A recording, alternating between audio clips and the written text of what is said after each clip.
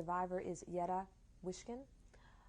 Mrs. Wischkin, you started talking before we ended the previous tape about your grandmother. Yeah. And that those were your most special Yeah, memories. the holidays Yeah. are the most special memories. Mm-hmm. And as I said, for Rosh Hashanah it had to be farfel, she would make.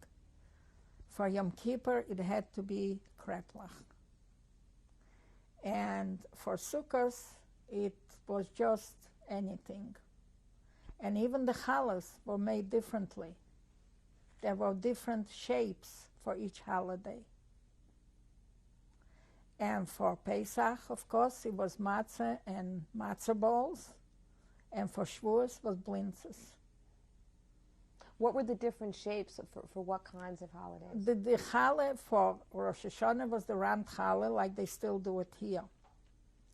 And for Yom Kippur, the challah was made in the form of a, like two hands going like this. And when you rolled out the challah big and then folded over, and then they would cut fingers. And that's what the challah was like. I was reading someplace just recently about that. I don't remember where, and they were talking about this. And for Sukkot, it was a braided challah. And did the children help with this process? Yes, my mother would, make the cakes and bake the challah. And, well, I used to help sometimes, not always. As she always said, when you grow up and get married, the husband will throw you out the first day because you're not learning how to cook. I used to sit though and do my homework and watch her making things. And I still remember till this day. And I make a lot of things the way she used to make. Which one in particular comes to mind?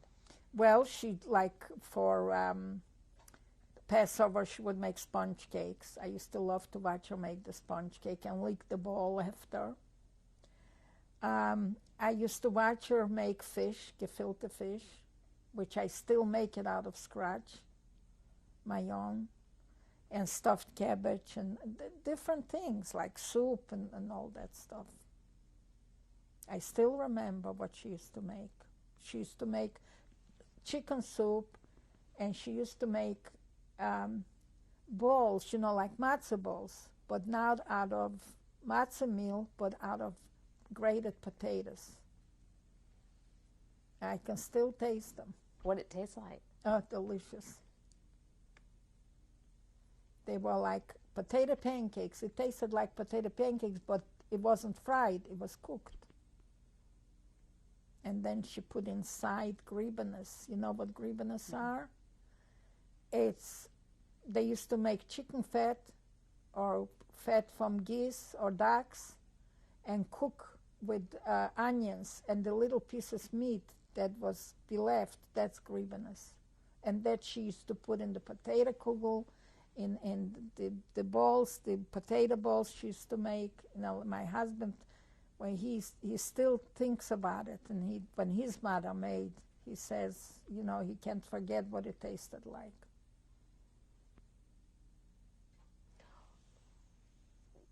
What is your very, very first memory of when life started to change for you?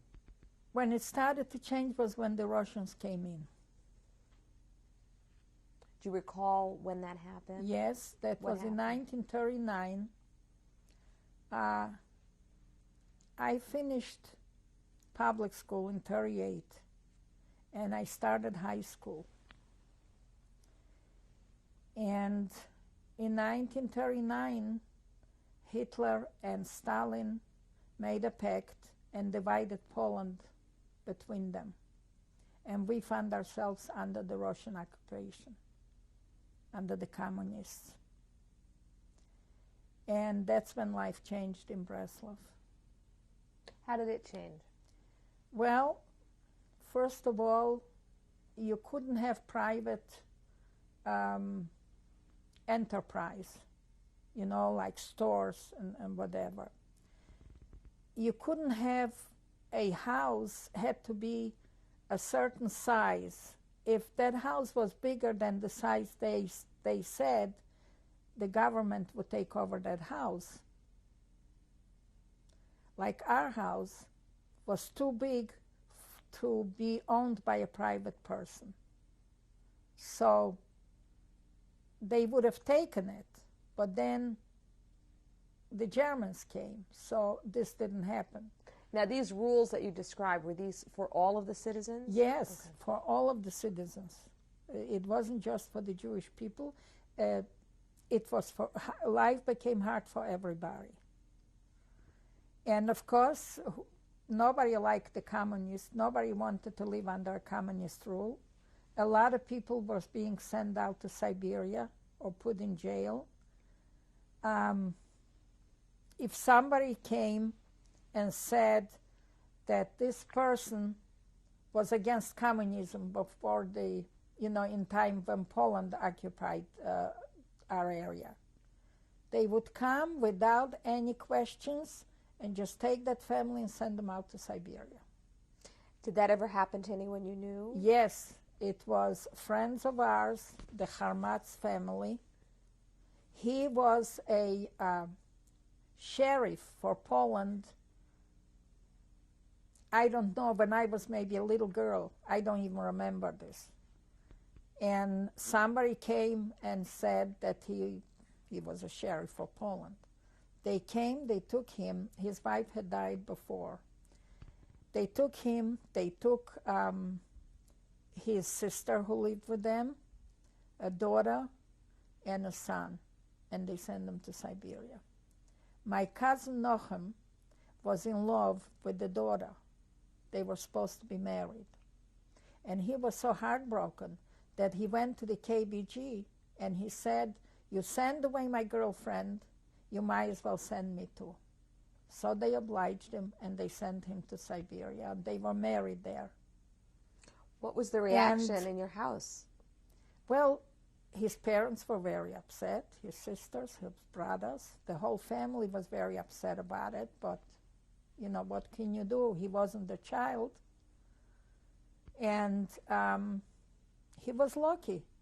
He was lucky because if they would send everybody away to Siberia, or if everybody would run away to Russia, they would have been alive today. He was alive. He came back after the war. When the Russians first came, how did life in your house with your family change?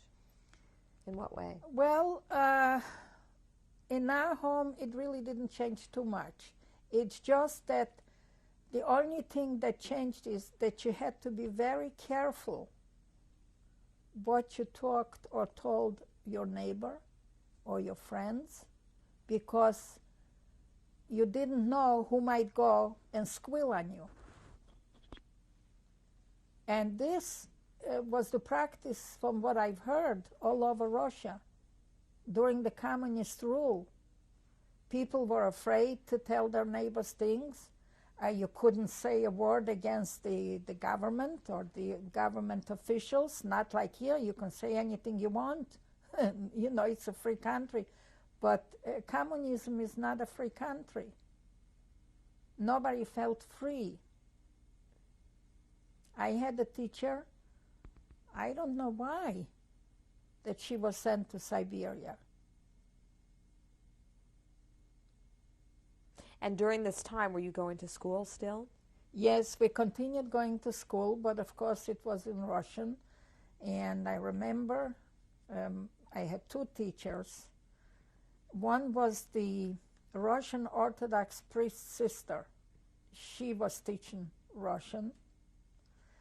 And the priest's son, Alyosha, I can still remember his name because they were very good to the Jews during the German occupation, and he was trying to help the partisans, and somebody squealed on him and he was tortured and killed. But he was a wonderful man. And he was my teacher and we continued our education. So there was no problem there. And for your father's business? It ceased. It wasn't the same anymore. And of course, we didn't have, the things we... for Poland, my mother had 2 brothers here in the United States, so once in a while they would send us packages of clothes. So that helped. My mother would take the clothes and make it over for the children. She would give it to a dressmaker. There is a woman in Long Island who was a dressmaker in our town. She came from another town, and she was learning how to sew. Until this day, she remembers my coats and my dresses. I don't remember, but she remembers, and she always tells me about it, how when she used to bring the clothes to the house, how my mother always gave her a tip. There's a lot of good memories. And how long was it before the Germans occupied? Well, the Russians came in 1939. The Germans came in 1941. Okay, and in 1941, you would have been how old? In 1941, I was 16. Not quite 16 when they came in. And what do you remember of that day?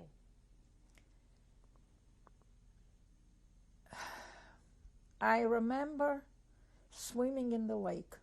It was the end of June. And we heard like bombs, we didn't know it was thunder or bombs, a couple of my friends and I. And we jumped out of the lake and we ran home. And we were told that the Germans are coming. And do you recall what that meant to you at that time? No, it didn't mean anything to me because, you see, the grown-ups knew and they heard a lot of stories, horrible stories that was coming out from Germany and from the other part of Poland where the Germans occupied in 1939.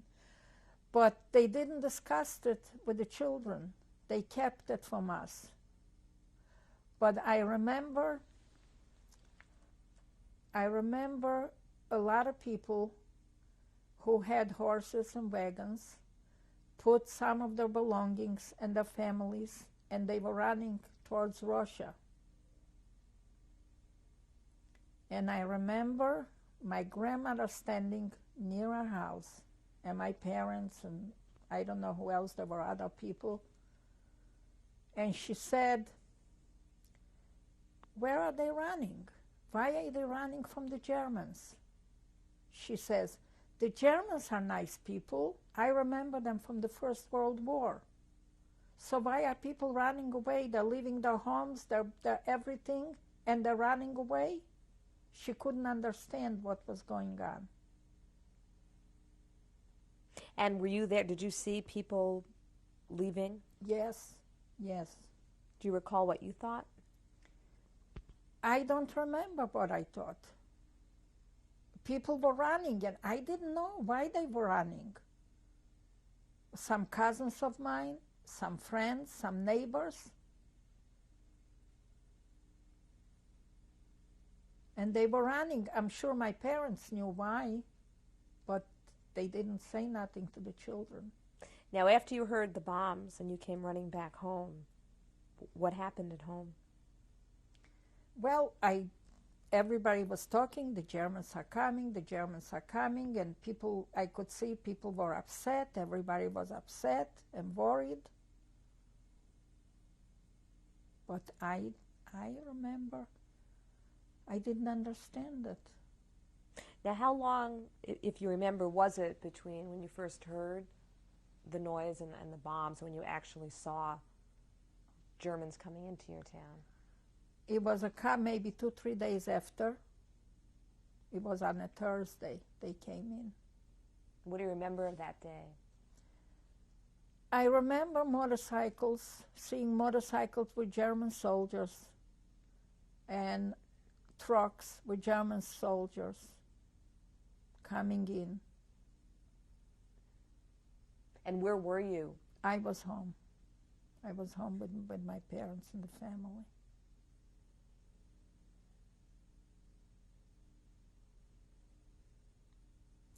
But the next day, Friday,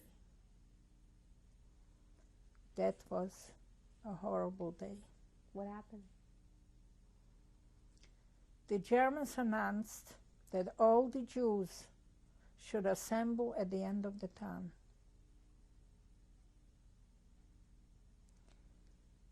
And they drove us to a swamp on the shores of the lake near the woods, maybe about 3 kilometers away, I don't know. And when we got there, I remember standing with my mother, and they pulled out a young man, Chaim Milutin.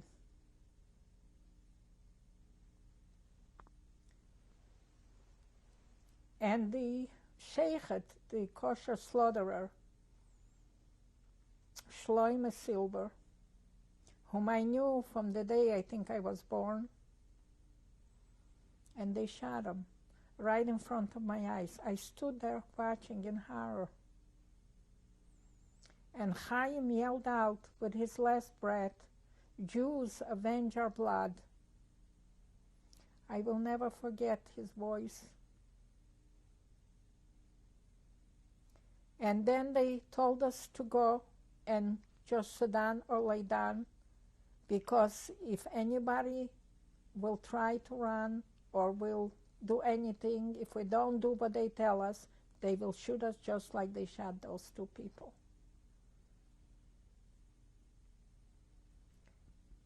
And I remember I must have fallen asleep.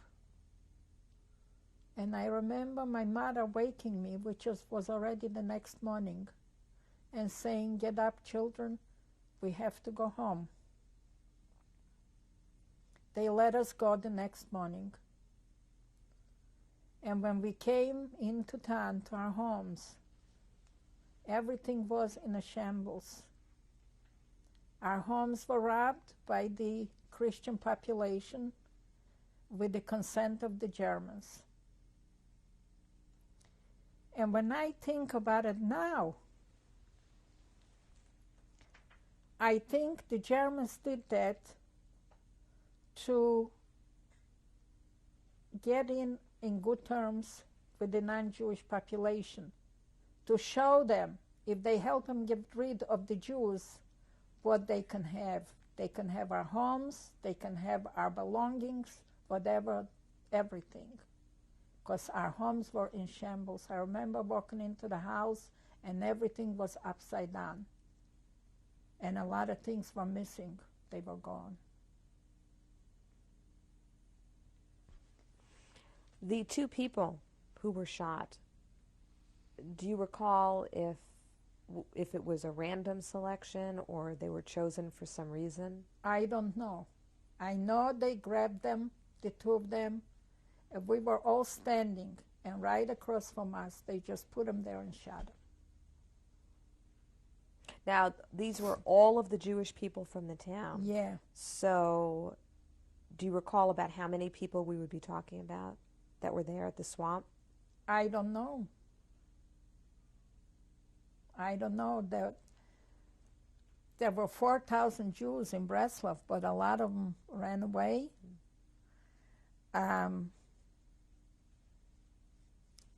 don't know, maybe there were 3,000. I have no idea. Do you recall what your mother said or did when this happened to you and the children? I don't remember. All I remember is that we walked back to town. And when we walked into the house, everything was in shambles. It was upside down. And then what happened? Well, we went on as best as I guess we could with our lives. We straightened things out.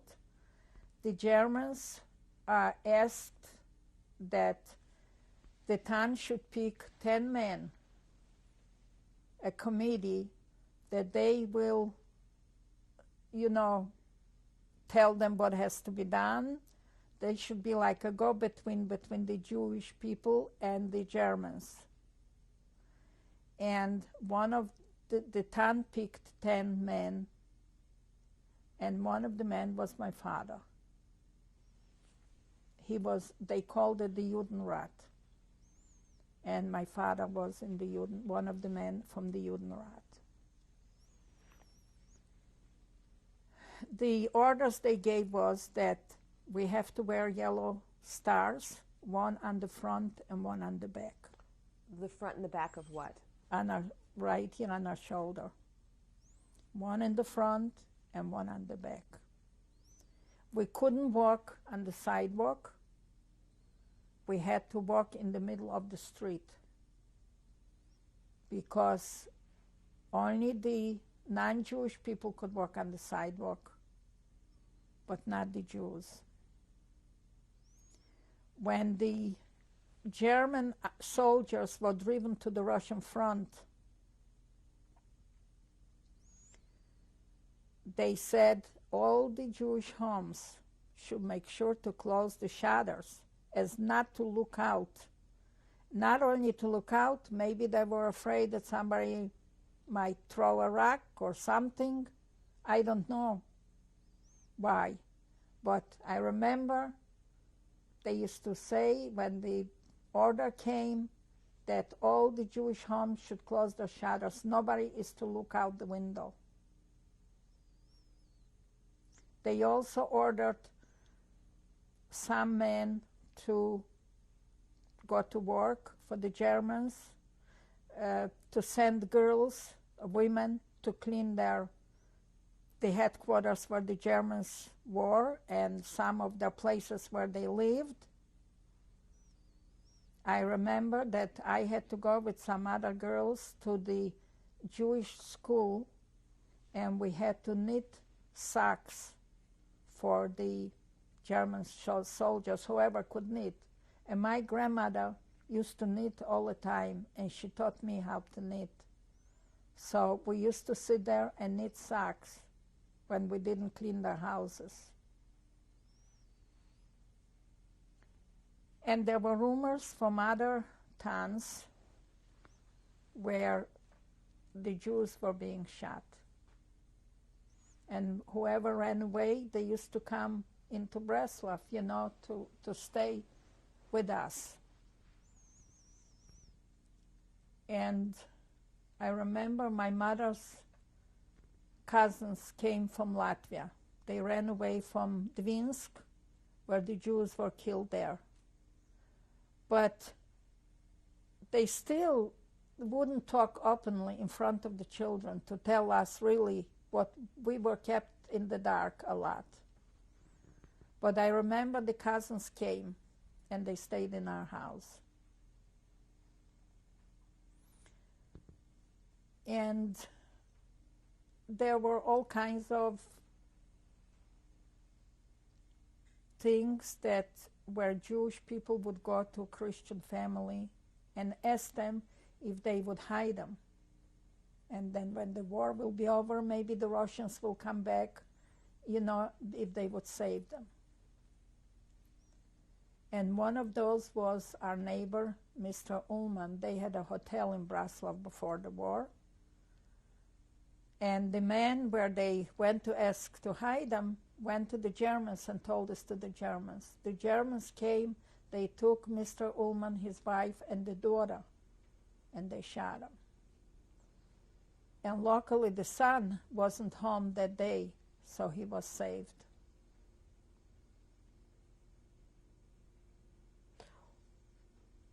What were the conversations like in your house? What do you remember about what your parents either would talk about or how they would explain it to you? Well, I don't remember too much of that.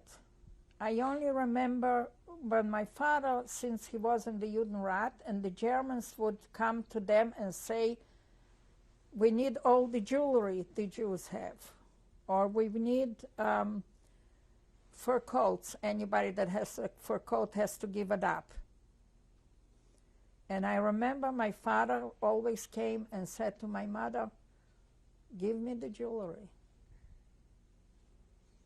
or I have to take all the fur coats. My mother and I had sheepskin jackets that were embroidered. And I remember my mother saying to him, you always has to take ours the first. And he said, I have to, because everybody has to do it. When the war was over, and I was in Bratslav, standing at the window once, not in our house, but in my friend Masha's house, and I saw a young woman walking by, and she wore my mother's sheepskin jacket, because she was friendly with the German officers, and they gave her probably the jacket. And I ran out of the house and I said to her, this is my mother's jacket. And she said, no. I says, yes. Where did you get it? You got it probably from a German officer. And she ran away. But I went to the Russian police and they made her give me back the jacket.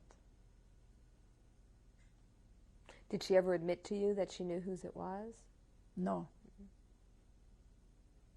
But, you know, things like this were not that many in the town. Not too many people had the same things. I remember when my mother had the 2 jackets made, one for her and one for me. When the Germans had first occupied the town and after this incident at the swamp, what was your level of fear? I mean, what did you think about? I don't remember what I thought about it. I remember being afraid. Of what? Of the Germans, of course.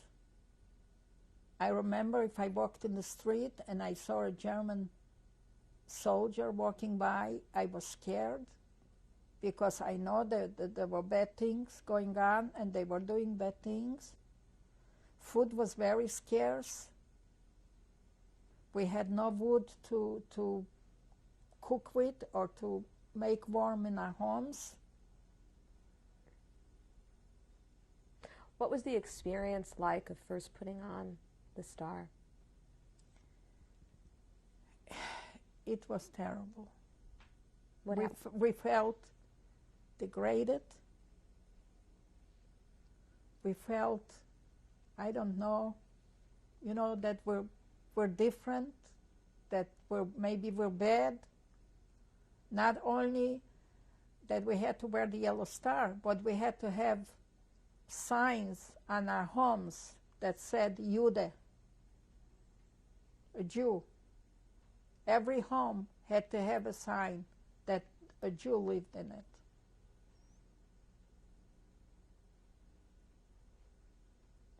Did you have to adhere the star to your clothing yourself? Yeah.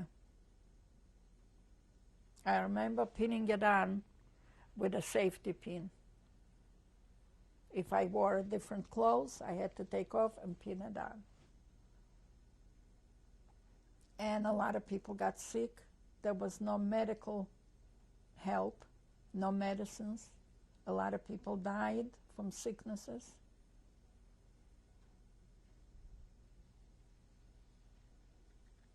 And things were bad, very bad. We couldn't continue our education. We couldn't do anything. The Jewish people couldn't do anything. And then the Germans decided to make a ghetto. If you've enjoyed this video or know someone who would, please share it. Tziko Limitzvot. If you'd like to be notified of upcoming episodes, click subscribe to be notified.